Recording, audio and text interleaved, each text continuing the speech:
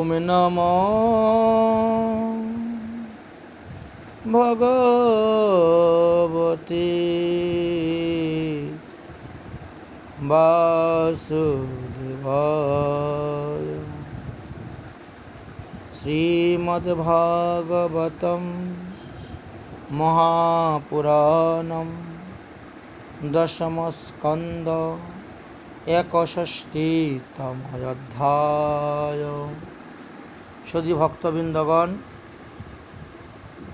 শ্রীমদ্ভাগবত মহাপুরাণের দশম স্কন্দের 61 অধ্যায়ে আমরা শেষ উপস্থিত হয়েছি। ক্রম অনুসারে আজ আমরা শ্রীকৃষ্ণের পুত্র প্রদ্যুম্নের দ্বিতীয় বিবাহের কথা আলোচনা করব।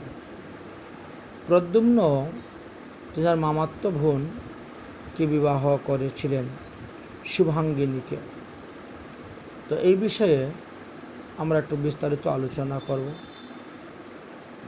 সুখদেব বললেন, হে মহারাজ পরীক্ষিত, আমি পূর্বে বলিয়াছিলাম যে রুক্মিণীর ভ্রাতা রুক্মী শ্রীকৃষ্ণের নিকটে যুদ্ধে পরাজিত হয়ে অপমানিত হয়ে কৃষ্ণকে হত্যা করিবার জন্য সর্বদাই সুযোগের প্রতীক্ষায় ছিলেন।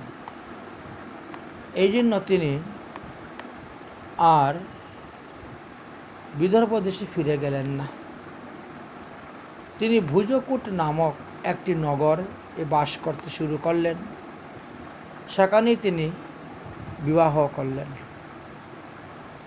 এবং তিনার একটি কন্যা সন্তান হল। অনেক পুত্র হয়েছিল এবং একটি কন্যা সন্তান ছিল। সেই কন্যার নাম রেখেছিলেন রুক্মবতী। মতান্তরে শুভাঙ্গী নাম আছে। ধীরে ধীরে সেই কন্যা বড় হয়েছে। রাজা রুক্মী কন্যা রুক্মবতীর স্বয়ম্বর সভার ব্যবস্থা করলেন।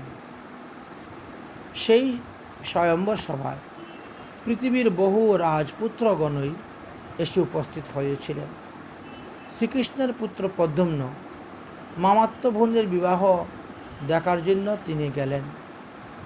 রুক্মবতী বৈজয়ন্তী মালা হাতে নিয়ে স্বয়ম্বর সভাতে প্রবেশ করলেন এবং প্রদ্যুম্নের প্রতি তিনি আকৃষ্ট হলেন। তখন সমবেত রাজগণ নিজেদের অপমান সহ্য করিতে না পারিয়া প্রদ্যুম্নের সহিত যুদ্ধ করতে লাগিলেন। প্রদ্যুম্ন একাকী যুদ্ধে সমবেত সমস্ত রাজগণকে পরাজিত করিয়া রুক্মবতী অর্থাৎ শুভাঙ্গিনীকে রথের উপরে নিয়ে তিনি রওনা হয়ে গেলেন। অর্থাৎ মামাতো বোনকে রুক্মবতীকে তিনি হরণ করলেন।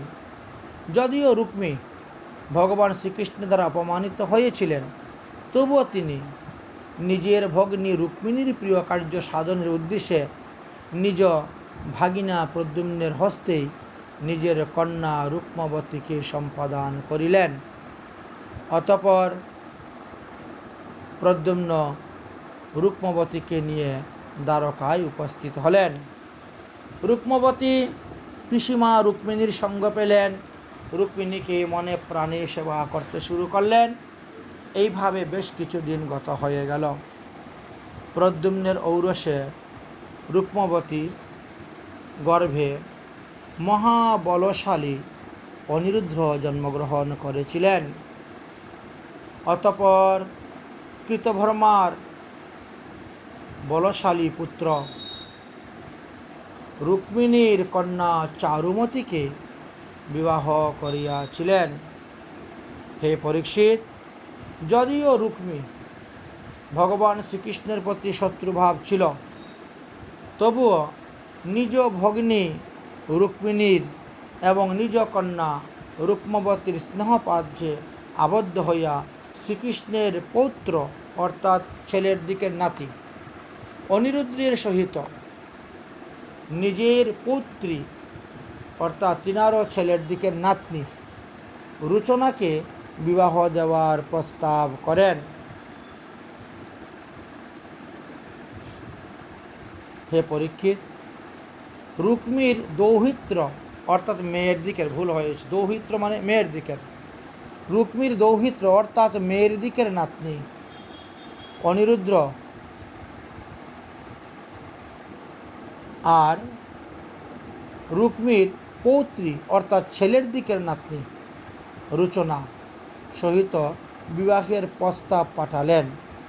সেটাও মামাত্ম বোন পিসাত্ম ভাইয়ের মধ্যেই বিবাহ ব্যবস্থা হল।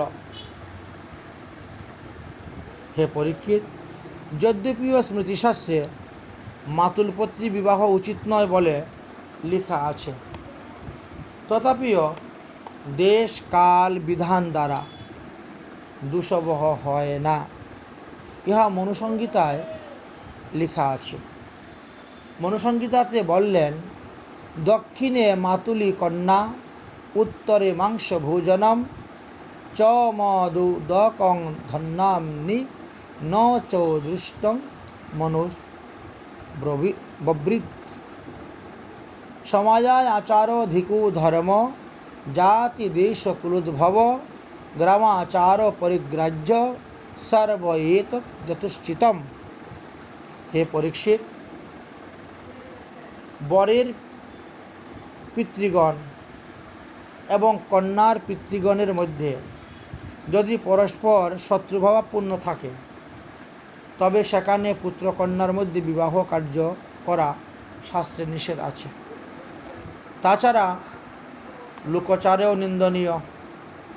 ইহা জানিয়াও শ্রীকৃষ্ণ রুক্মির প্রস্তাবেতে রাজি হয়ে গেলেন এবং রুক্মিণী, শ্রীকৃষ্ণ, বলরাম, প্রদ্যুম্ন, শাম্ভ, অপরাপর অনেক যদুগণ অনিরুদ্রকে বর সাজাইয়া ভুজকূট নগরে গমন করলেন। এদিকে রুচনার সহিত অনিরুদ্ধের বিবাহ কার্য আরম্ভ হয়েছে। বিবাহ উৎসবে সমাগত কলিঙ্গ রাজ আদি অন্যান্য দেশের রাজগণও ছিলেন। তারা রুক্মিকে বলছেন, হে মহারাজ রুক্মি, বলরাম পাশা খেলায় অনভিজ্ঞ হইলেও সে পাশা খেলায় বড় আসক্তি আছে তার অত্যাধিক। সুতরাং আপনি পাশা খেলার দ্বারা বলরামকে জয় করিয়া লোন। অতঃপর রুক্মি বলরামকে পাশা খেলার জন্য আহ্বান করলেন। তাহার সহিত বলরাম পাশা খেলতে লাগলেন। প্রথমত বলরাম পাশা খেলার পণ 100 স্বর্ণমুদ্রা ধরলেন। খেলা শুরু হলো। বলরাম পাশা খেলায় জয়লাভ করলেন। রুক্মি বলরামকে 100 স্বর্ণমুদ্রা দিয়ে দিলেন। দ্বিতীয়বার রুক্মি 1000 স্বর্ণমুদ্রা ধরে তিনি আরম্ভ করলেন। খেলা শুরু হলো। সেই খেলাতেও বলরাম জয়লাভ করলেন, 1000 স্বর্ণমুদ্রা নিয়ে নিলেন। এইবার তৃতীয়বার 10,000 স্বর্ণমুদ্রা পণ ধরে খেলা শুরু হলো। তখনও বলরাম সেই খেলায় জয়লাভ করলেন, 10,000 স্বর্ণমুদ্রা নিয়ে নিলেন। চতুর্থবারে রুক্মি 50,000 স্বর্ণমুদ্রা পণ ধরে তিনি খেলতে বসলেন। রুক্মি বলরামকে এইবার জয় করিলেন। সভাস্থ সকলেই কলিঙ্গ রাজগণ সবাই বলরামকে দন্ত প্রদর্শন করাইয়া উচ্চস্বরে পরিহাস করতে লাগলেন। আরে গরুর রাখাল মাঠে ঘাটে গরু চড়িয়েছে, সে কি পাশা খেলার মর্ম জানে? তো কি পাশা খেলবে? ইত্যাদি কথা। বলরাম তখন অত্যন্ত ক্রোধিত হয়ে গেলেন। 3 বার জিতলেন, চতুর্থবারে হেরে গেলেন। পঞ্চমবারের খেলাতে বলরাম 1,00,000 স্বর্ণমুদ্রা পণ ধরলেন। ধরে খেলা শুরু হলো। সেই খেলায় বলরাম জিতলেন, কিন্তু রুক্মি বড় চালাক। ছলনা করিয়া, কপটতা করিয়া আমি জিতলাম বলে হইচই করে গুটিগুলা সব একাকার করে দিল। এই রূপে বলতে লাগিল। বলরাম তখন অত্যন্ত ক্রোধিত হইলেন। কিন্তু বিবাহের আসরে এসেছেন, বিবাহের লগ্ন একটু দেরি আছে, বিবাহের কার্য সব চলিতেছে, এই সময়ে ক্রোধ করা শোভা পাবে না। যার ফলে বলরাম রুক্মিণীকে 1,00,000 স্বর্ণমুদ্রা দিয়ে দিলেন। ষষ্ঠবারে পুনরায় খেলা শুরু হলো, তখন 10 কোটি স্বর্ণমুদ্রা পণ ধরা হলো। এইবার বলরাম ধর্ম অনুসারে সেই পণে জিতে নিলেন। কিন্তু রুক্মিণী ছলনা করিয়া কপটতার আশ্রয় নিয়ে এসে বলল, আমি জিতলাম, আমি জিতলাম, আমি জিতলাম, আমি পণ জিতিয়াছি। তখন বলরাম অত্যন্ত ক্রুদ্ধ হয়ে রক্ত নেত্রে করিয়া বললেন, সবাই উপস্থিত আপনারা এই বিষয়ে সত্য কথা বলুন, কে এই পাশে খেলার জিতেছে, কে এই পণে জিতেছে। তো সব রাজারা তো রুক্মিণীর অধীনে, তারা সত্য কথাটা বলতে পারছে না, তারা চুপ হয়ে আছে। তখন আকাশবাণী হয়ে গেল, বলরাম ধর্ম অনুসারে পণ জিতিয়াছেন, রুক্মিণী দুইবার মিথ্যা কথা বলিয়াছে। হে পরীক্ষিত, রুক্মিণী তখন আকাশবাণীকে অপেক্ষা করিয়া অগ্রাহ্য করিয়া আকাশস্থিত দেবতাদেরকে যেমন অপমান করছেন, তেমনিভাবে বলরামকে অপমান তিরস্কার করে বারবার পরিহাস করতে লাগলেন। তোমরা তো গরুর পালক, গোচারণ ভূমিতে ঘুরে বেড়াও, বনচারী, তোমরা অক্ষক্রিয়া পাশা খেলায় কি জানো? তোমরা একেবারে অনভিজ্ঞ। রাজাগণই এই অক্ষ খেলা পাশা খেলা জানেন, বাণের দ্বারা ক্রিয়া করেন। তোমাদের মতন লোকের মহে এই কথা শুনিয়া অন্যান্য রাজগণ রুক্মিণীর সহিত বলরামকে পরিহাস করিতে লাগিলেন। বলরাম অতিশয় ক্রুদ্ধ হইয়া পাশে পরিঘ নামক একটি অস্ত্র ছিল, সেটা উত্তোলন করিয়া তুমি বিবাহ মঙ্গল সভার মধ্যেই রুক্মিণীকে মেরে দিলেন। রুক্মিণী বধ হয়ে গেল, রুক্মিণী মারা গেল। কলিঙ্গ রাজ দন্ত দর্শন করাইয়া বলরামকে উপহাস করেছিলেন বলে বলরাম তাকে ধরিয়া তার দাঁত উৎপাটিত করিয়া ফেলে দিলেন।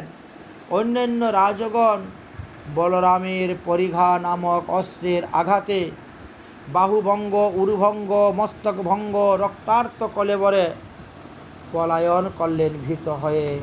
য পলায়ত স জীবতি। সুখদেব বলেন, হে পরীক্ষিত, শ্রীকৃষ্ণ সম্বন্ধীকে রুক্মিণী নিহিত হইলে পর রুক্মিণী বলরামের স্নেহভঙ্গ ভয়ে শ্রীকৃষ্ণকে আর কিছুই বললেন না, তিনিও নীরব রইলেন। বিবাহ উৎসবে রান্নাবান্না হলো, এখন আর কে খাবে? বলরাম কিছুক্ষণ পরে শান্ত হলেন। শ্রীকৃষ্ণ নববিবাহিত কন্যা রচনাকে আর অনিরুদ্ধকে রথে আরোহণ করে নিয়ে আসলেন দ্বারকাতে। বলরাম ও অন্যান্য যাদবগণের সঙ্গে রথে আরোহণ করে ভোজপুর নগর থেকে দ্বারকায় এসে উপস্থিত হলেন। তারপরে এই অনিরুদ্ধের ঔরসে রচনার গর্ভেতে বজ্রনাভ জন্মগ্রহণ করেছিলেন, যে বজ্রনাভ পরবর্তী সময়ে মথুরা মণ্ডলে সে রাজা হয়েছিলেন।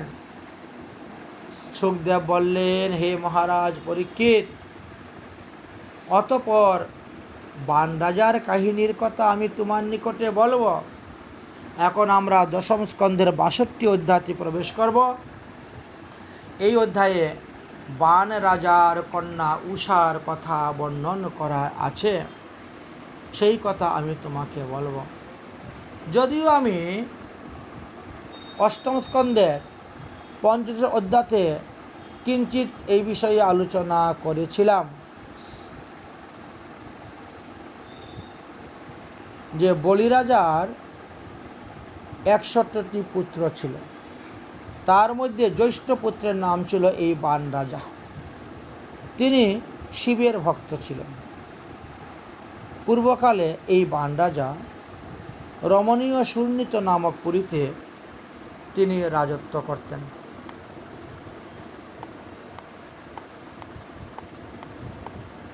বাণের ভক্তিতে সন্তুষ্ট হইয়া মহাদেব সকল দেবগণকে আদেশ করেছিলেন, হে দেবগণ, আপনারা সকলেই সর্বদা বাণ রাজার নিকটে অবস্থান করুন। সেই অবধি দেবগণ বাণাসুরের ভৃত্যের ন্যায় অবস্থান করিতে লাগিলেন। একদিন মহাদেব নৃত্য করিতেছেন, তাহা দেখিয়া বাণাসুর মনে খুব আনন্দ আসল। তিনি বাদ্য বাজাইতে লাগিলেন। মহাদেব বাণাসুরের বাদ্যয় সন্তুষ্ট হইয়া তাকে বর দিলেন, তোমার সহস্র বাহু হোক, তুমি অভয় অমর হও। তদ্বদি বাণাসুরের 1000 হাত হয়ে গেল। 1000 হস্ত দ্বারা তিনি বাদ্যযন্ত্র বাজাইতে শুরু করলেন। আর ভক্তবৎসল শিব আনন্দে নৃত্য করতে শুরু করলেন। খুব প্রসন্ন হলেন। প্রসন্ন হয়ে বাণাসুরকে বললেন, আজ আমি তাণ্ডব নৃত্যের দ্বারা যে আনন্দ পেয়েছি, কোনোদিনও এরকম আনন্দ পাই নাই। অতএব তুমি আমার কাছে বর চাও, তুমি যে বর চাইবে আমি তোমাকে সেই বর দিব। বাণাসুর বললেন, হে প্রভু, আপনি আমার পুরীর পালক এবং রক্ষক রূপে নিয়োজিত হন। মহাদেব বললেন, তথাস্তু, তাই হইবে। সেই দিন হইতেই মহাদেব বাণাসুরের রাজপুরীর দরজার দারোয়ান হয়ে গেলেন, পুরীর রক্ষক হিসাবে অবস্থান করতে লাগলেন। এইভাবে বহু বৎসর চলে গেল। একদিন বাণাসুর মহাদেবকে প্রণাম করে বললেন, হে প্রভু, আমার প্রতি অনুগ্রহ বশত আপনি যে আমাকে সহস্র বাহু দান করেছেন, সেই সহস্র বাহু এখন আমার পক্ষে ভার স্বরূপ হইতেছে। কারণ আমি এই 14 ভুবনে আপনি ব্যতীত আমার তুল্য প্রতিদ্বন্দ্বী যোদ্ধা আর কাউকে দেখিতে পাচ্ছি না। আমি সহস্র বাহু দ্বারা পর্বতসমূহকে চূর্ণ চূর্ণ করতে পারি। যুদ্ধের ইচ্ছায় যেদিকে ধাবিত হয়ে থাকি, সেই দিকে বীর পুরুষগণ ভয়ে ভীত হয়ে পলায়ন করে। মহাদেব বললেন, হে বাণরাজ, তোমার রথের ধ্বজা যেদিন আপনা আপনি ভঙ্গ হয়ে মাটিতে পড়ে যাবে, সেই দিনেই আমার তুল্য একজন পুরুষ তোমার কাছে আসবে, তোমার যুদ্ধের স্বাদ মিটাবে, তোমার বল দর্প সব নাশ করে দিবে, চিন্তা করিও না। মহাদেবের বাক্য শ্রবণ করিয়া বাণরাজ আনন্দিত হইয়া নিজ গৃহে গমন করিলেন এবং প্রতিদিন সকালে ঘুমের থেকে উঠে রথের ধ্বজার দিকে তিনি তাকাতে লাগেন। ধ্বজা তো আর মাটিতে পতিত হইতেছে না। কবে ধ্বজা পতিত হইবে, কবে আমার শত্রু আসবে, আমার যুদ্ধের স্বাদ মিটব, আমার হাতের খাজ মিটবে, সেই সময়ের প্রতীক্ষা করিতে লাগিলেন। হে পরীক্ষিত, সেই বাণরাজার উষা নামে একটি কন্যা ছিল। সেই কন্যা একদিন স্বপ্নে শ্রীকৃষ্ণের নাতি অনিরুদ্ধকে দেখলেন। স্বপ্নেতেই অনিরুদ্ধের সঙ্গে তার বিহার সুখ অনুভব হয়েছিল। অতঃপর সেই উষা স্বপ্নভঙ্গ হওয়ার পরে অনিরুদ্ধকে বিছানায় দেখতে না পেয়ে, হে প্রিয়তম, হে কান্ত, তুমি কোথায় গেলে, এইরূপ বলে বলে বারবার কান্না করতে শুরু করলেন। তখন উষার সখী জাগরিত হইয়া কান্নার কারণটি জিজ্ঞাসা করলেন। উষা লজ্জাতে কিছু না বলিয়া মনে মনে চিন্তা লাগলেন, যাকে পূর্বে কখনো দেখি নাই, যার কথা পূর্বে কখনো শুনি নাই, এমন সুন্দর পুরুষ স্বপ্নযুগে এসে আমার সহিত বিহার করিয়া চলে গেল। আমি এখন সেই পুরুষটিকে কেমন করে পাইব, এইরূপ চিন্তা করিতে করিতে আবার ঘুমিয়ে পড়লেন। পর দিবস বাণাসুরের মন্ত্রী কুষ্মাণ্ডের কন্যা চিত্রলেখা উষার নিকটে আসলেন। উষাকে বিমনা দেখিয়া জিজ্ঞাসা করলেন, হে সখী, তুমি মনে মনে কি খুঁজতেছ? উষা বললেন, হে সখী, আমি গতকাল রজনীতে স্বপ্নযুগে এক অপূর্ব পুরুষ রতনকে দেখেছি। সেই পুরুষ শ্যামবর্ণ, কমল লোচন, পীতবস্ত্রধারী, আজনুলম্বিত বাহু। তিনি স্বপ্নে আমাকে তাহার অদরামৃত পান করাইয়া আমার সহিত বিহার করিয়া অতৃপ্ত অবস্থায় আমাকে দুঃখ সাগরে নিক্ষেপ করিয়ে যে কোথায় চলে গেলেন তাহা আমি জানি না। এখন আমি সেই প্রিয়তম কান্তাকে অন্বেষণ করিতেছি। চিত্রলেখা বললেন, হে সখী, তুমি দুঃখ করিও না, আমি তোমার দুঃখ দূর করার চেষ্টা করিতেছি। এই ত্রিভুবনের মধ্যে যেখানেই থাকুক না কেন, আমি আমার মায়াবিদ্যার দ্বারা তাকে আমি তোমার গৃহেতে, তোমার বিছানায় এনে দিব, তোমার সঙ্গে মিলন করিয়ে দিব, তোমার অভিলাষ পূর্ণ করব। আমি এখনই ত্রিলোকের যত পুরুষ আছে সমস্ত পুরুষগণের ছবি অঙ্কন করিতেছি। তুমি দেখে বলবে কোন পুরুষটা। তুমি ইহাদের মধ্যে সেই পুরুষটিকে দেখিয়ে দিও, হে পরীক্ষিত। অতঃপর চিত্রলেখা কাগজ কলম নিয়ে চিত্র অঙ্কন করতে লাগলেন।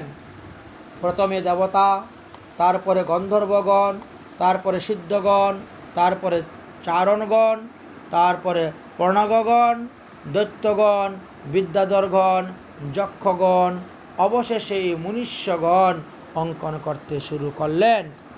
এইভাবে মনুষ্যগণের মধ্যে বৃষ্ণিবংশ, সুরবংশ, বসুদেব, বলরাম, শ্রীকৃষ্ণ, প্রদ্যুম্ন, এইভাবে একে একে অঙ্কন করতে করতে অনিরুদ্ধের ছবি যখন অঙ্কন করলেন তখন বলছেন, হ্যাঁ, এই সেই ব্যক্তি। আচ্ছা, বুঝতে পারলেন যে শ্রীকৃষ্ণের নাতি অনিরুদ্ধ। উষা যখন লজ্জায় অধমুখ করে হাসিতে হাসিতে বললেন, ইনি সেই পুরুষ, তখন যোগিনী চিত্রলেখা যুগশক্তির দ্বারা তিনি মায়া বিস্তার করলেন, দ্বারকায় চলে গেলেন গভীর রাত্রে। শ্রীকৃষ্ণের নাতি অনিরুদ্ধকে আনিবার জন্য আকাশমার্গে দ্বারকায় প্রবেশ করলেন। চিত্রলেখা দ্বারকায় উপস্থিত হয়ে গিয়ে দেখলেন উত্তম পালঙ্কের উপর অনিরুদ্ধ তিনার স্ত্রী রুচনাকে নিয়ে শয়ন করে আছেন।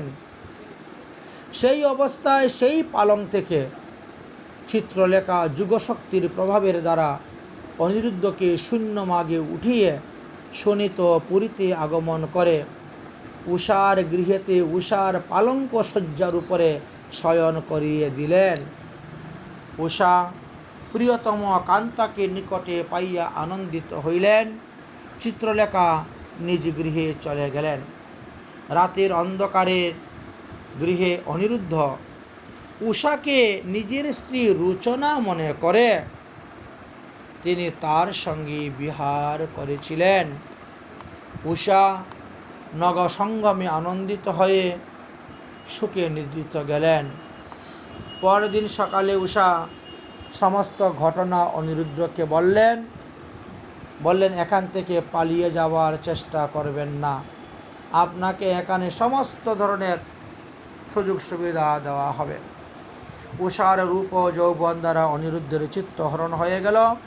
অনিরুদ্ধ সেখানে মহামূল্যবান বসন, ভূষণ, মাল্য, গন্ধ, দ্রব্য, ধূপ, দীপ, আসন, উত্তম পান ও তাম্বুল ভোজন, মনোহর বাক্যর দ্বারা সেবা শুশ্রূষা পাইয়া শোণিতপুরে উষার গৃহে কতদিন অতিবাহিত করিতে লাগিলেন তিনি জানতেও পারলেন না। হে পরীক্ষিত, অতঃপর উষা গর্ভবতী হয়ে গেলেন। অন্তঃপুরে রক্ষীগণ উষার দেহের মুখের মণ্ডলের গোপনীয় সম্ভোগ চিহ্ন আদি লক্ষ্য করিতেছেন। একদিন রাজার কাপড় চোপড় ধোয় যে ধূপা কন্যা, সেই ধূপা কন্যা উষার গৃহে গিয়েছেন। তখন উষার শরীরের লক্ষণ আদি দর্শন করে এসে তিনি রানীকে বললেন, আপনার মেয়ের চরিত্র দোষ আমি দেখতে পাচ্ছি, আপনার মেয়ে গর্ভবতী। এই কথা শ্রবণ করে তিনি তিনার স্বামী বান রাজাকে জানাইলেন, হে রাজন, আমরা আপনার অবিবাহিত কন্যার কুলদোষ বিরুদ্ধ আচরণ লক্ষ্য করিতেছি। আমরা সকলেই নিরন্তর আপনার কন্যাকে গৃহে সুরক্ষিত রাখিয়াছি, তবুও আপনার কন্যা চরিত্র দোষ কীভাবে হলো তাহা আমরা জানি না। হে মহারাজ পরীক্ষিত, কন্যার চরিত্র দোষ শ্রবণে অতিশয় ব্যথিত হইয়া বানাসুর সত্তর অস্ত্র শস্ত্র বলিষ্ঠ বলিষ্ঠ সৈন্য নিয়ে সজোরে সবেগে কন্যার গৃহে উপস্থিত হলেন। সেখানে গিয়ে দেখেন যদুবংশধর অনিরুদ্ধ বসে উষার সঙ্গে পালঙ্কে পাশা খেলতেছেন। তখন সেই ক্রিয়ারত অনিরুদ্ধকে বধ করিবার জন্য বহু অস্ত্রধারী সৈন্যগণ আক্রমণ করলেন। বানাসুর উষার গৃহে প্রবেশ করিয়া চতুর্দিকে বেষ্টন করলেন। অনিরুদ্ধ তখন মরু নামক লৌহ নির্মিত পরিঘ উত্তোলন করিয়া চতুর্দিকে ঘুরিয়ে ঘুরিয়ে যুদ্ধ করতে শুরু করলেন। ইহাতে বানাসুরের অসংখ্য বীর সৈন্যগণ ধরাশায়ী হয়ে গেলেন, মারা গেলেন। অনিরুদ্ধকে ধরিবার জন্য চতুর্দিকে যত লোক ধাবিত হচ্ছে, সবাই মারা যাচ্ছে, জমালয়ে গমন করতেছে। কেউ বা ভঙ্গমস্তক, ভঙ্গ উরু, ভঙ্গবাহু হইয়া পলায়ন করিতে লাগিল। তখন বানাসুর অতিশয় ক্রুদ্ধ হইয়া নাগপাশ নামক সর্প অস্ত্রের দ্বারা অনিরুদ্ধকে বন্ধন করলেন। তখন উষা তাহার প্রিয়তম কান্তকে নাগপাশে আবদ্ধ দেখিয়া তিনি অশ্রুপূর্ণ লোচনে বারবার রুদন করিতে লাগলেন। পিতার কাছে চাইলেন তাকে মোচন করে দেওয়ার জন্য, কিন্তু মোচন করলেন না, কারাগারে বন্দী করে রেখে দিলেন। এদিকে কি হলো? এদিকে দ্বারকায় রুচনা ঘুমের থেকে উঠে অনিরুদ্ধকে দেখতে না পাইয়া আত্মীয় স্বজন ইষ্টি কুটুম্ব সকলকে বললেন। সকলেই দুঃখ সাগরে নিমগ্ন হয়ে গেলেন। চতুর্দিকে খুঁজলেন, কোথায় পেলেন না। দেখতে দেখতে বর্ষাকালের 4 মাস গত হয়ে গেল। অতঃপর একদিন দেবর্ষী নারদ দ্বারকায় গিয়ে উপস্থিত হলেন। তখন রুচনা নারদমুনির চরণে প্রণাম করিয়া অনিরুদ্ধের নিকুঞ্জ সংবাদটি জানাইলেন। নারদমুনি বলেন, হে রুচনা, তোমার স্বামী অনিরুদ্ধ বর্তমানে সুনীতপুরণে বান রাজার নাগপাশে আবদ্ধ হয়ে তিনি পড়ে আছেন। 4 মাস গত হয়ে গেছে। এই বলে দেবর্ষী নারদ প্রস্থান করলেন। ভগবান শ্রীকৃষ্ণ এই কথা শুনে অনিরুদ্ধকে বন্ধনমুক্ত করিবার জন্য দ্বারকা হইতে যুদ্ধের সৈন্যদেরকে নিয়ে যাত্রা শুরু করলেন। শ্রীকৃষ্ণ, বলরাম, প্রদ্যুম্ন, সাত্বিকী, গদ, শাম্ভ, সারণ, নন্দ, উপনন্দ, ভদ্র প্রমুখ যদু শ্রেষ্ঠ বীরগণের দ্বারা 12 অক্ষয়িনী সৈন্য নিয়ে রওনা হয়েছিলেন। 12 অক্ষয়িনী সৈন্য নিয়ে রওনা হয়েছে। মোটামুটি 25,16,400 রথ, পদাতিক, অশ্ব, গজে সবভাবে সবাই সুনীতপুরীতে গমন করলেন। চতুর্দিক হইতে বানাসুরের রাজ্যকে অবরুদ্ধ করে দিলেন। অতঃপর শ্রীকৃষ্ণ সৈন্যগণ সর্বদিকে বানাসুরের নগরের উদ্যান, অট্টালিকা, প্রাচীরসমূহ, ঘর দ্বারসমূহ প্রভৃতি ভঙ্গ করিতে লাগিলেন। তখন মহাদেব আসিয়া শ্রীকৃষ্ণের সহিত যুদ্ধ করিতে লাগিলেন। বানাসুর তখন অত্যন্ত ক্রোধিত হইয়া শত্রুপক্ষের সমান 12 অক্ষয়িনী সৈন্য নিয়ে তিনিও সুনীতপুরী হইতে বাহির হইলেন। ভক্তবৎসল ভগবান মহাদেবের সঙ্গে যুদ্ধ করতেছেন। মহাদেব তার ভক্ত বানাসুরকে রক্ষা করার জন্য নিজ পুত্র কার্তিককে আদেশ করলেন আসার জন্য। ডাকিনী, শকিনী, যোগিনী, ভূত, প্রেত, প্রমুত, গুহক, চণ্ডাল, রাক্ষস, যোগিনী সবাইকে আহ্বান করলেন।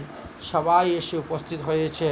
সেই যুদ্ধেতে এক ভয়ঙ্কর যুদ্ধ শুরু হলো। প্রদ্যুম্ন সাত্ত্বিকীর সঙ্গে সাত্ত্বিকী সাম্বের সহিত যুদ্ধ করলেন, আর মহাদেব শ্রীকৃষ্ণের সঙ্গে যুদ্ধ করতে লাগিলেন। সেই যুদ্ধ দেখিবার জন্য ব্রহ্মা প্রমুখ দেবগণ, মুনিগণ, সিদ্ধগণ, চারণগণ, গন্ধর্বগণ, অপ্সরাগণ নিজ নিজ বিমানযোগে আকাশমার্গে আরোহণ করিয়া তারা অবস্থান করতে লাগলেন। শ্রীকৃষ্ণের সহিত মহাদেবের যুদ্ধ, প্রদ্যুম্নের সহিত কার্তিকের যুদ্ধ, বলরামের সহিত কুম্ভকর্ণের যুদ্ধ, সাত্ত্বিকের সহিত বানাসুরের যুদ্ধ, বানাসুরের পুত্রগণের সহিত শ্রীকৃষ্ণের পুত্র সাম্বের তুমুল যুদ্ধ হইতে শুরু হল। শ্রীকৃষ্ণ তাহার সাঙ্গ ধনু হইতে নিক্ষিপ্ত বাণ দ্বারা মহাদেবের অনুচরগণ, ভূত, প্রেত, প্রমত, গুহক, ডাকিনী, রাক্ষস, বেতাল, পিচাস, কুষ্মাণ্ডু, ব্রহ্ম রাক্ষসদেরকে বিতাড়িত করে দিলেন। কাহাকেও তিনি প্রাণে বধ করলেন না। পিনাকধারী ধনুধারী মহাদেব সাঙ্গ ধনুধারী শ্রীকৃষ্ণের উপরে পৃথক পৃথক দিব্য অস্ত্র নিক্ষেপ করতে শুরু করলেন আপন ভক্ত বানাসুরকে রক্ষা করার জন্য। শ্রীকৃষ্ণ কিন্তু মহাদেবের উপরে একটি বাণও না মেরে তিনি কালী সমস্ত বাণকে প্রশমিত করতে শুরু করলেন। মহাদেব যখন দেখলেন তিনার প্রতিটি বাণ পরাজিত হয়ে যাচ্ছে শ্রীকৃষ্ণের নিকটে, তখন তিনি অত্যন্ত ক্রুদ্ধ হয়ে শ্রীকৃষ্ণের উপরে ব্রহ্মাস্ত্র নিক্ষেপ করে দিলেন। শ্রীকৃষ্ণ তাহা প্রশমনের জন্য আবার ব্রহ্মাস্ত্র প্রয়োগ করলেন। মহাদেব তখন বায়বীয় অস্ত্র নিক্ষেপ করলেন। শ্রীকৃষ্ণ তখন পর্বত অস্ত্র দ্বারা তা প্রতিরোধ করলেন। মহাদেব পুনরায় আগ্নেয় অস্ত্র প্রয়োগ করলেন। শ্রীকৃষ্ণ তখন বরুণাস্ত্রের দ্বারা তা প্রশমিত করলেন। মহাদেব তখন পশুপাত অস্ত্র নিক্ষেপ করলেন। শ্রীকৃষ্ণ তখন বৈষ্ণবীয় অস্ত্র দ্বারা প্রয়োগ করে তাহা প্রশমন করলেন। অতঃপর শ্রীকৃষ্ণ চিন্তা করলেন মহাদেবের তমগুণ বৃদ্ধি হয়ে যাচ্ছে, তাকে এখন শয়ন করিয়ে দিতে হবে। মোহ এবং নিদ্রাযুক্ত জম্বৃক নামক একটি বাণ ভগবান শ্রীকৃষ্ণ মহাদেবের উপরে প্রয়োগ করলেন। এমনি মহাদেব ধরাশায়ী হয়ে গেলেন। মোহ নিদ্রায় নিদ্রিত হয়ে তিনি যুদ্ধের মাঠেতে শয়ন করলেন। মহাদেব জ্ঞানশূন্য হয়ে পড়ে গেলেন। শ্রীকৃষ্ণ অর্ষি, গদা, বাণসমূহের দ্বারা বানাসুরের সৈন্যগণকে বধ করতে শুরু করলেন। এদিকে প্রদ্যুম্নের সহিত যুদ্ধ করছেন কার্তিক। কার্তিক প্রদ্যুম্নের সঙ্গে যুদ্ধে পরাজিত হইয়া ময়ূর বাহন যুগে তিনি যুদ্ধক্ষেত্রে পলায়ন করলেন। কিছুক্ষণ পরে কার্তিক মহাক্রোধে আবার যুদ্ধেতে আসলেন এবং প্রদ্যুম্নের সহিত যুদ্ধ করতে শুরু করলেন যে প্রদ্যুম্নকে তিনি বধ করবেন। প্রদ্যুম্ন তাহার বাণের বেগ সহ্য করতে না পারিয়া পলায়ন করলেন। তৎক্ষণাৎ ভগবান শ্রীকৃষ্ণ এসে দাঁড়ালেন কার্তিকের সামনে এবং কার্তিকের সহিত তিনি যুদ্ধ করতে শুরু করলেন। কার্তিককে নিরস্ত্র করে দিলেন। অবশেষে কার্তিককে বধ করার জন্য ভগবান শ্রীকৃষ্ণ যখন সুদর্শন চক্র ধারণ করলেন, তখন দেবী পার্বতী কৃষ্ণের হাত থেকে কার্তিককে রক্ষা করার জন্য স্বয়ং উলঙ্গিনী হয়ে তিনি শ্রীকৃষ্ণের সম্মুখে এসে দাঁড়ালেন। হরিবংশ নামক গ্রন্থের মতে পাওয়া যায়, পুত্র স্নেহে ভগবতী আপনা পাশরী কৃষ্ণের সম্মুখে গেলেন হয়ে দিগম্বরী হয়ে আসলেন। তাহা দেখি বিমুখ হইলা নারায়ণ, জুরহস্তে ভগবতী করেন স্তম্ভন। পার্বতীর বাক্য কৃষ্ণ কহেন হাসিয়া, শিবস্থানে যাও তুমি বসন পড়িয়া। অগো এই নীতি তোমার নহে, কি কহিব আমি, উলঙ্গিনী ভেসে যুদ্ধস্থলে কেন তুমি? ভালো কাজ নহে দেবী, শীঘ্র যাও ঘরে, অভয় দিলাম আমি তোমার কুমারের। এত বলি চক্র রাখিলেন নারায়ণ, কার্তিকে লইয়া গৌরী করিলেন গমন। কার্তিককে নিয়ে পলায়ন করলেন। এদিকে বলরামের হস্তে কুম্ভকর্ণ বধ হয়ে গেলেন। বলরাম সাত্বিকের সহিত যুদ্ধ করতে করতে দেখলেন যে শ্রীকৃষ্ণের দ্বারা তাহার সমস্ত সৈন্য ক্ষয় হয়ে যাচ্ছে। তখন বানাসুর ক্রুদ্ধ হইয়া সাত্বিককে পরিত্যাগ করিয়া শ্রীকৃষ্ণের অভিমুখে ধাবিত হইলেন। যুদ্ধ বিষয়ে দুরভিমানী বানাসুর 500 হস্তের দ্বারা 500 ধনুক ধারণ করিয়া তিনি 500 হস্তেই একবারে ধনুতে 2টি করে তীর যোজন করিয়া ছাড়তে শুরু করলেন। শ্রীকৃষ্ণের প্রতি নিক্ষেপ করতে লাগলেন। তখন শ্রীকৃষ্ণ বহু কষ্টে একই সাথে বাণের নিক্ষিপ্ত সহস্র স্বরকে বিনাশ করিলেন।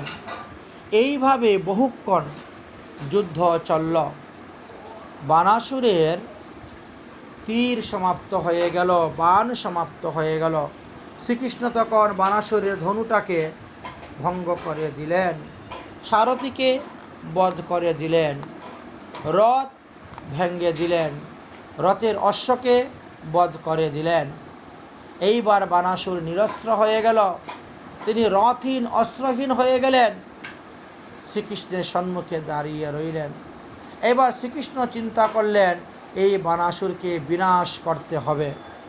অতঃপর সুদর্শন চক্র যখন ধারণ করলেন বানাসুরের মস্তককে কেটে ফেলে দিবেন, তখন বানাসুরের মা বৃন্দাবলী মতান্তরে কটুরা রাক্ষসিনী পুত্রকে বাঁচানোর জন্য পুত্রহেতু পাগলিনী হইয়া মুক্ত কুণ্ডলে বিবস্ত্রা হইয়া গেলেন সংগ্রামের স্থলে। কৃষ্ণের অগ্রে দাঁড়াইলেন, ক্রন্দন করিয়া মুখ ফিরাইলেন কৃষ্ণ বিবস্ত্রা দেখিয়া।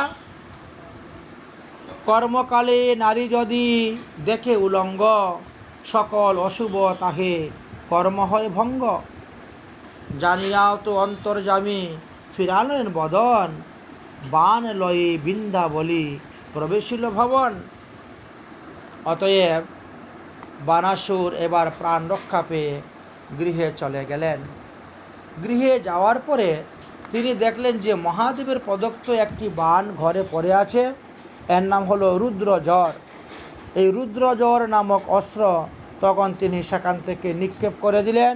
সেই অস্ত্রে মূর্তিমান রূপ ধারণ করে 3টি মস্তক 3টি পদযুক্ত দেহ ধারণ করিয়া অত্যন্ত ক্রোধের সহিত 10 দিক আলোকিত করে আসতে শুরু হলো এবং শ্রীকৃষ্ণের যত সৈন্য ছিল সকলকে দগ্ধ করতে লাগিল।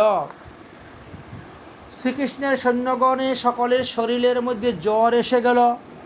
এত জ্বর আসলো, শরীরে এত ব্যথা, অস্ত্র তুলে তারা যুদ্ধ করতে পারছে না, তারা নিজের শরীরকেই চালনা করতে পারতেছে না, তারা অত্যন্ত দুর্বল হয়ে পড়ে গেছে। কেহ কেহ অস্ত্র ত্যাগ করে ভূতলে শয়ন করেছেন। শ্রীকৃষ্ণ দেখলেন এই রুদ্রজ্বরকে বিনাশ না করিলে আমি এই যুদ্ধে জয়লাভ করতে পারব না। সুখদেব বলছেন, হে পরীক্ষিত, শ্রীকৃষ্ণ এইরূপ চিন্তা করিয়া তৎক্ষণাৎ নিজের দেহ হইতে বিষ্ণু জ্বর অর্থাৎ শীতল জ্বর সৃষ্টি করিয়া ছেড়ে দিলেন। অতঃপর রুদ্রজ্বর আর শীতল জ্বর পরস্পরের মধ্যে মল্লযুদ্ধ শুরু হলো। অবশেষে রুদ্রজ্বর পরাজিত হয়ে গেল। বিষ্ণুজ্বরের দ্বারা বলপূর্বক নিপীড়িত হইয়া ক্রন্দন করিতে করিতে শ্রীকৃষ্ণের চরণে শরণাপন্ন হইলেন, শ্রীকৃষ্ণকে স্তুতি করতে লাগলেন। রুদ্রজ্বর উবাচ। শ্রীমদ্ভাগবত মহাপুরাণের 10ম স্কন্ধের 63 অধ্যায়ের 25 নম্বর শ্লোকেতে আমরা দেখতে পাই রুদ্রজ্বর ভগবান শ্রীকৃষ্ণের চরণে পরে স্তুতি করেছিলেন। নমামি তাম অনন্ত শক্তি প্রবেশং সর্বাত্মনা কেবলম জ্ঞাপতিমাত্রাম বিশ্ব উৎপত্তি স্থানং সংবোধ হেতু দত্তং ব্রহ্ম ব্রহ্মলিঙ্গম প্রশান্তনম। হে ভগবান, আপনি শুদ্ধ চৈতন্যময় জ্ঞানস্বরূপ, সকলের আত্মাহ আপনি, সকলের চেতনা সম্পাদক আপনি, ব্রহ্মা প্রভৃতি সমস্ত দেবগণের ঈশ্বর আপনি। অনন্ত শক্তিমান আপনি, অনন্ত বিশ্বের সৃষ্টি স্থিতি সংহারকর্তা আপনি। তাই আমি আপনাকে প্রণাম করি। হে ভগবান, আমি আপনার চরণে শরণাপন্ন হয়েছি। আমি আপনার বিষ্ণুচর জ্বরের দ্বারা অত্যন্ত সন্তাপিত হইতেছি, আমাকে রক্ষা করো। আমি আপনার চরণে শরণাপন্ন হয়েছি। ভগবান তখন বললেন, ত্রিশিরস্তে প্রসন্ন অস্মিন বেতুতে মদ জরাত ভুবম যৌনৌ স্মরতি সংবাদম তস্য তন্ন ভবেৎ ভয়ম। হে ত্রিমস্তক বৈশিষ্ট্য রুদ্রজর, আমি তোমার প্রতি প্রসন্ন হইয়াছি। আমার সৃষ্টি বিষ্ণুজ্বর হইতে তোমার আর কোনো ভয় নেই, তোমার ভয় দূরীভূত হইয়াছে। আজ হইতে যেই ব্যক্তি আমার এই রুদ্রজ্বর আর বিষ্ণুজ্বরের কাহিনী সংবাদ শ্রবণ করিবে, তুমি তাদেরকে কখনো ভয় দেখাতে পারবে না। এই প্রতিজ্ঞা করে যাও, এই শপথ আমার নিকটে যদি করো তবেই তুমি মুক্ত পাবে, না হলে তোমার মুক্তি হবে না। সুখদেব বললেন, হে পরীক্ষিত, রুদ্রজ্বর তখন ভগবানের শ্রীকৃষ্ণের কথা গ্রহণ করলেন, মেনে নিলেন, স্বীকার করে নিলেন। রুদ্রজ্বর বললেন, এই সংবাদ শ্রবণকারীকে আমি কখনো ভয় দেখাব না। অতঃপর রুদ্রজ্বর শ্রীকৃষ্ণকে প্রণাম করিয়া প্রস্থান করিলেন। বানাসুর রুদ্রজ্বরকে ব্যর্থ দেখিয়া তিনি পুনরায় শ্রীকৃষ্ণের সহিত যুদ্ধ করিবার জন্য নানা প্রকার অস্ত্রশস্ত্র আভূষণ ধারণ করে আবার রথের উপরে উঠে তিনি যুদ্ধস্থলে এসে উপস্থিত হলেন। ভগবান শ্রীকৃষ্ণ বানাসুরের সঙ্গে যুদ্ধ করতে শুরু করলেন। বানাসুরের 1000টি হাত, তাই তিনি সহস্র অস্ত্র একসঙ্গে ধারণ করে শ্রীকৃষ্ণের উপরে প্রয়োগ করতে শুরু করলেন। চক্রধারী শ্রীকৃষ্ণ বানাসুরের সমস্ত অস্ত্রগুলোকে তিনি একে একে কর্তন করতে শুরু করলেন। বাণে বিনাশিতে এবে বিচারিল মনে, পুনরপি নারায়ণ নীল সুদর্শনে। বান রাজাকে বধ করার জন্য শ্রীকৃষ্ণ তখন সুদর্শন অস্ত্র ধারণ করেছেন, একে রাখার আর প্রয়োজন নেই। বরপুত্র মরে তাহা দেখিয়া শঙ্করী, পুনরে গেল কৃষ্ণ কাছে হয়ে দিগম্বরী। অর্থাৎ শিষ্য, মহাদেবের শিষ্য বানাসুর মারা যাচ্ছে দেখে পার্বতী দেবী উলঙ্ঘিত অবস্থায়, বিবস্ত্রিত অবস্থায়, দিগম্বরী অবস্থায় শ্রীকৃষ্ণের সম্মুখে পুনরায় গিয়ে উপস্থিত হয়েছেন। আগে তো কার্তিককে রক্ষা করার জন্য গিয়েছিলেন, এখন বানাসুরকে রক্ষা করার জন্য গিয়ে উপস্থিত হয়েছেন। বিমুখ হইয়া বলেন জনার্দন, পুনর যুদ্ধস্থলে কেন আগমন? উলঙ্গ নারী দর্শন করতে নাই। তাই ভগবান মুখটা ঘুরিয়ে দিয়ে বলছেন, হে ভগবতী, তুমি বারবার দিগম্বরী ভেসে কেন যুদ্ধে আগমন করতেছ? বাণে বিনা শিব আমি কহিনু তোমারে, শঙ্করী আপনি কেন সমর ভিতরে? এই বানাসুর অত্যন্ত অসুর ভাবাপূর্ণ, অতএব তাকে আমি বিনাশ করব। সে তো আর তোমার পুত্র নয়, তবে তুমি কেন এসেছো তাকে রক্ষা করার জন্য দিগম্বরী হয়ে? আরে বিবসনা ত্রিনয়না নাহি লজ্জা ভয়, এই বেশে যাহ তুমি যথা মৃত্যুঞ্জয়। তোমার একটুকু লজ্জা লাগে না? একটুকু ভয় নেই? বারবার তুমি এইভাবে বিবস্ত্র হয়ে আমার কাছে আসতেছ। যাও, যেখানে মহাদেব ঘুমিয়ে আছেন অচৈতন্য অবস্থায়, তার কাছে যাও, তাকে গিয়ে সুস্থ কর। কৃষ্ণের বচন শুনি কহেন ভবানী, বান মোর শিষ্য পুত্র সম শুনো চক্র পানি। হে প্রভু, শিষ্য অত পুত্রের সমতুল্য, অতএব বান তো আমারই শিষ্য, অতএব সে কার্তিক গণেশের মতনই আমার সমান পুত্র। কার্তিক গণেশের চেয়েও বাণে অধিক স্নেহ করি, রাখহ বাণের প্রাণ শুনো শ্রীহরি। আপনি কহিলে পূর্বে দেবনারায়ণ, না করিব তব আমি পুত্রের নিধন। তুমি তো আগে বলেছিলে আমার পুত্রকে তুমি বধ করবে না, তবে কেন বাণরে নিধন করার জন্য সুদর্শন চক্র ধারণ করেছ? ভগবান বললেন, আমি তো আগে কার্তিককে বধ করব না বলেছিলাম। কার্তিক তোমার পুত্র, আচ্ছা ঠিক আছে, যাও তুমি। বানাসুরও তোমার পুত্র। আচ্ছা, ঠিক আছে। শ্রীকৃষ্ণ বলেন, হে মহামায়া, তুমি এখন বসন পরিধান করিয়া আমার বাক্য শ্রবণ করো। এই বানাসুর সহস্র বাহু দ্বারা মদে মত্ত হয়ে দেবতাদেরকে হিংসা করিতেছে, ব্রাহ্মণ গু সাধুদেরকে হিংসা করিতেছে। আমি এইসব অনীতি দেখিতে পারি না, তাই তাকে বধ করিতে ইচ্ছা করিয়াছিলাম, কিন্তু তোমার কথাতে তাহাকে আর প্রাণে মারিব না। শুধুমাত্র তার এই অহংকারের হাতগুলাকে আমি কেটে কেটে ফেলে দিয়ে তার বল দর্পকে চূর্ণ করে দিব। শ্রীকৃষ্ণের বাক্য অনুমোদিত দিয়ে গৌরী চলে গেলেন। অতঃপর ভগবান শ্রীকৃষ্ণ বানাসুরের সঙ্গে যুদ্ধ আরম্ভ করলেন। বানাসুরের এক একটা হাত কাটতে কাটতে কাটতে কাটতে 996টি হাত কেটে দিয়েছিলেন। বানাসুরের যখন 996টি হাত কেটে ফেলে দিলেন, এমন সময় মহাদেবের চেতন আসলো, মহাদেবের নিদ্রা ভঙ্গ হলো। তিনি চেয়ে দেখলেন যে চক্রধারী ভগবান সুদর্শন চক্রের দ্বারা বানাসুরের 996টি হাত কেটে দিয়েছেন।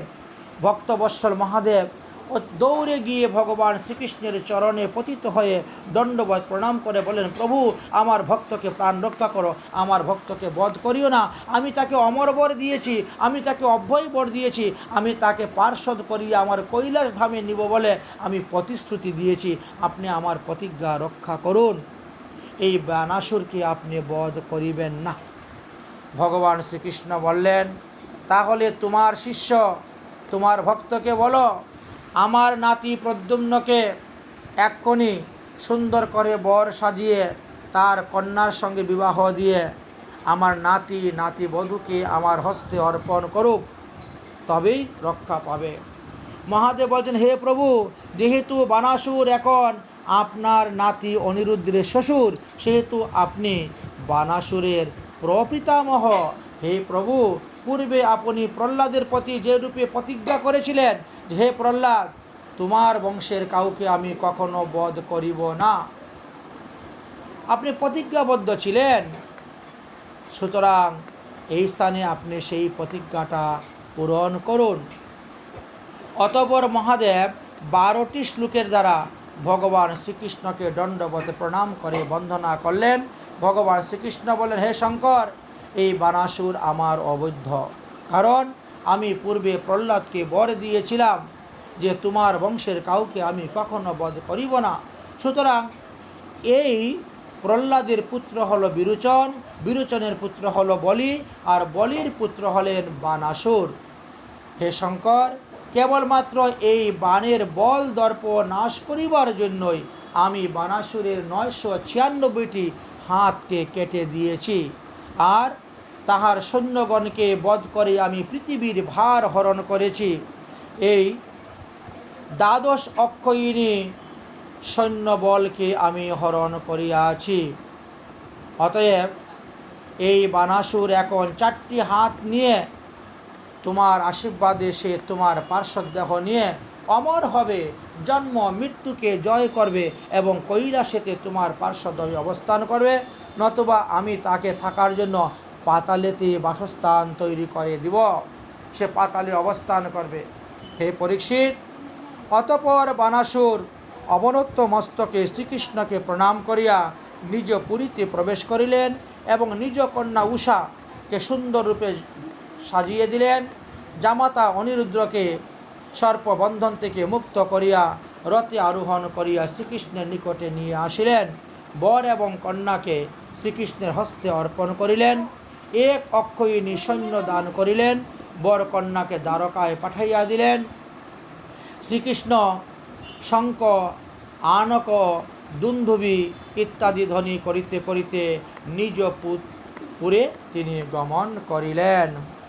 এইখানে আমরা 62 অধ্যায় বিশ্রাম দিয়ে 63 অধ্যায়তে প্রবেশ করলাম। জয় এবং কৃষ্ণ বিজয়ম শঙ্করেণে চ সংযুগম সংস্মরতে প্রাতরুত্থায় নতৈষ্যাতে পরাজয়। যে ব্যক্তি প্রাতকালে গাত্রগান করিয়া পূর্বোক্ত রূপে ভগবান শ্রীকৃষ্ণের সহিত শঙ্করের যুদ্ধ বৃত্তান্ত এবং শ্রীকৃষ্ণের বিজয় কাহিনী স্মরণ করিবেন, তাহারা কখনো কোথায় পরাজয় হবে না। সন্ধ্যাকালে পাঠ করিলে সকল বিষয়ে তারা ফল লাভ করিবেন।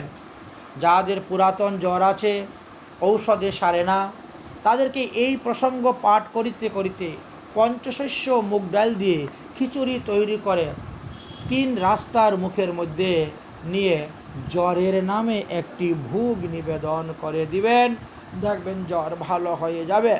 অতঃপর কুষ্মাণ্ডের উপরে রাজ্যভার অর্পণ করিয়া বান রাজা সপরিবারে পাতালে প্রবেশ করলেন। আর ভগবান শ্রীকৃষ্ণ পাঞ্চজন্য শঙ্খ ধ্বনি করিতে করিতে তিনি উষা আর অনিরুদ্ধকে সঙ্গে করে নিয়ে তিনি রওনা হয়ে গেলেন তিনার নিজ পুরীতে, দ্বারকাতে। উষা এবং অনিরুদ্ধের বিবাহ বড়ই আশ্চর্য হয়েছিল। শ্রীকৃষ্ণের নাতি অনিরুদ্ধের বয়স তখন 50 বৎসর, অথচ শ্রীকৃষ্ণকে দেখতে 15 বৎসরের কিশোর বয়সের মতনই মনে হতো। শ্রীকৃষ্ণের বয়স তখন 125 বৎসরের কাছাকাছি হয়ে গিয়েছিল, কিন্তু একটা চুল তিনার পাকে নাই, একটা দাঁত তিনার পরে নাই, একটা গোঁফ দাড়িও তিনার উঠে নাই। বড় আশ্চর্য কথা। এখানেই আমরা বান রাজার কথা বিশ্রাম দিব। বানের প্রতি যেই রূপে ভগবান অনুগ্রহ করেছিলেন তা কজনার প্রতি হয়। তং হি ব্রহ্ম পরম জ্যোতি মুঢ্ঢং ব্রহ্মাণি বাকন্হয়াম যৌ পশ্যন্ত মলয়াত্মজম আকাশমিব কেবলম। হে প্রভু, আপনি পরম ব্রহ্ম, বিরাট পুরুষ। আকাশ আপনার নাভি, অগ্নি আপনার মুখ, জল আপনার শুক্র, স্বর্গ আপনার মস্তক, দিকসমূহ আপনার ইন্দ্রিয় শ্রবণেন্দ্রিয়, পৃথিবী আপনার চরণ, চন্দ্র আপনার মন, সূর্য আপনার চক্ষু, আর আমি শিব আপনার অহংকার, আমাকে ক্ষমা করুন। সমুদ্র আপনার উদর, ইন্দ্রাদি লোকপালগণ আপনার বাহুসমূহ, ঔষধি সমস্ত আপনার লোমকূপ, মেঘমালা সমূহ আপনার কেশ, ব্রহ্মা আপনার বুদ্ধি, প্রজাপতি আপনার উপস্থ, ধর্ম আপনার হৃদয়। সুতরাং আপনি সেই বিরাট পুরুষ রূপে অবস্থান করতেছেন, তাই আমি আপনাকে নমস্কার করি। আপনি ধর্ম রক্ষার জন্য, সাধুদেরকে রক্ষা করার জন্য, অসুরদেরকে বিনাশ করার জন্য, জগতের মঙ্গলের জন্য, নানাবিধা বিধান স্থাপনের জন্য আপনি অবতার নিয়ে এসেছেন। আমরা সকলেই আপনার দ্বারা পালিত হইয়া এই সপ্ত ভুবন পালন করিতেছি। আপনি সর্বেশ্বর, আপনার কৃপাতে ভক্তগণ আপনাকে চিনতে পারেন। আপনি শ্রী গুরুরূপে, ভগবত রূপে, জীবাত্মা রূপে প্রকাশ হইয়া থাকেন। হে ভগবান, আপনার মায়ার প্রভাবে মোহিত চিত্ত জীবগণ স্ত্রী পুরুষ গৃহাদি বস্তুতে আসক্তি হইয়া সংসার দুঃখে সাগরে নিমগ্ন হইয়া থাকেন, অর্থাৎ জন্মে মরণ চক্রে ঘুরে থাকেন, নানা জনিতে ভ্রমণ করে থাকেন। আমি আপনাকে প্রণাম করিতেছি। দেব দত্ত মিমং লব্ধা নীলুকম নাজিতন্ডিয়াম নৌজুনাদিয়ত প্রদ্যম সসুচ্যং তাত্মনঃ সঞ্চয়ম। হে প্রভু, আপনার দ্বারা প্রদত্ত এই মনুষ্য দেহ লাভ করিয়া যাহারা আপনার চরণ কমল আদরের সহিত সেবা করে না, ভজন করে না, তারা আত্মবঞ্চনকারী ব্যক্তি। তাদেরকে মায়াদেবী দুঃখ দিয়া থাকেন। অন্তিমে তাহাদের দশা খুবই দুরবস্থা শোচনীয় হয়ে থাকে। ভগবানের দেওয়া শরীর ভগবানের সেবা করার জন্য, ইন্দ্রিয় সুখ ভোগ করার জন্য নহে। দেহান্তে যে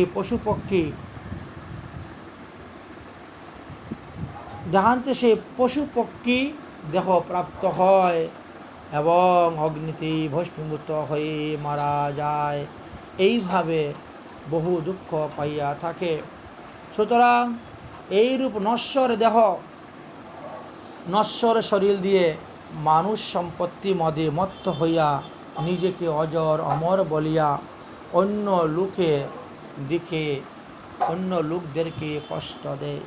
এই শরীরটা কার, এটা একবার লোকে বিচার করে না। এই শরীরের উপরে কার অধিকার আছে, এটাও বিচার করে না। পূর্বে এই শরীর কোথায় ছিল, কে আমাকে এখানে পাঠিয়েছে, কেন পাঠিয়েছে, তারও অনুসন্ধান করে না মানুষ। পিতা বলে, আমার বীর্য হইতে এই শরীর উৎপন্ন হয়েছে, সুতরাং এই শরীরটি আমার। মাতা বলেন, আমার গর্ভ হইতে এই শিশুর জন্ম হয়েছে, সুতরাং এই শরীরটি আমার।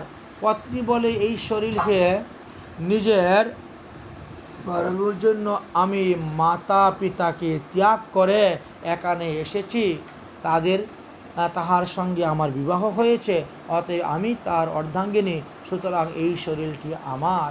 অগ্নিদেব বলেন, যদি এই শরীরের উপরে মাতা পিতা পত্নীর অধিকার আছে বলে দাবি করে, তবে মৃত্যুর পরে শরীরকে তার নিজের নিকট থেকে রাখে না, তারা তো ঘর থেকে বাইর করে দেয়, সুতরাং শ্মশানে এনে আমার হাতেই সঁপে দেয়, সুতরাং এই শরীরের অধিকার আমার।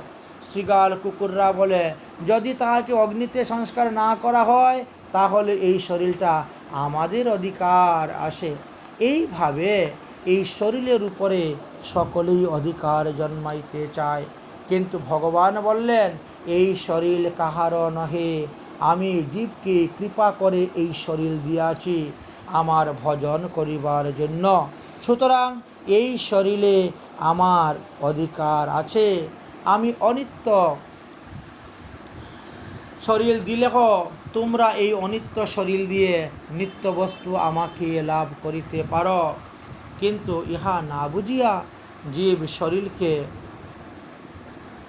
দুর্প্রয়োগ করে থাকে। এই জন্য নারদমুনি নলকুবর মণিগ্রীবকে অভিশাপ দিয়ে সৎ পথ প্রদর্শন করাইয়া দিয়েছিলেন। মহাদেব এইভাবে 12টি শ্লোকের দ্বারা বানাসুরকে প্রাণ ভিক্ষা চেয়েছিলেন ভগবান শ্রীকৃষ্ণের নিকটে।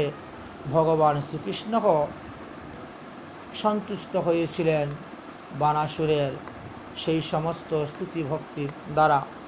আমরা এইভাবে অতি সংক্ষেপে বানাসুর, উষা, অনিরুদ্ধের কাহিনীর কথা বললাম, বিবাহের কথা বললাম। এইভাবে আমরা ভাগবত দশম স্কন্ধের 63 অধ্যায় বিশ্রাম দিলাম। এবার 64 অধ্যায়তে আমরা প্রবেশ করব। এই 64 অধ্যায়তে নিগরাজার কাহিনী আছে। নিগরাজা একটুকু ভুলের জন্য তিনি কিকলাস যোনি প্রাপ্ত হয়েছিলেন। এই তত্ত্বকথা শ্রীমৎ মহাপ্রভুর কৃপা হলে আগামী পর্বে আলোচনা করব। আজকের মতন ভাগবতীয় কথা আমাদের এখানেই বিশ্রাম। যদক্ষরম পদবষ্টং মাত্রহীনশ্চ যদ্ভবেৎ তৎসর্বক্ষমতাং দেবং প্রসিদ্ধং পরমেশ্বর। সর্বভবন্তু সুখিনঃ সর্বে সন্তু নিরাময়া সর্বে ভদ্রাণি পশ্যন্তু মা কশ্চিৎ দুঃখভাগ্। ওম শান্তি, ওম শান্তি, ওম শান্তি।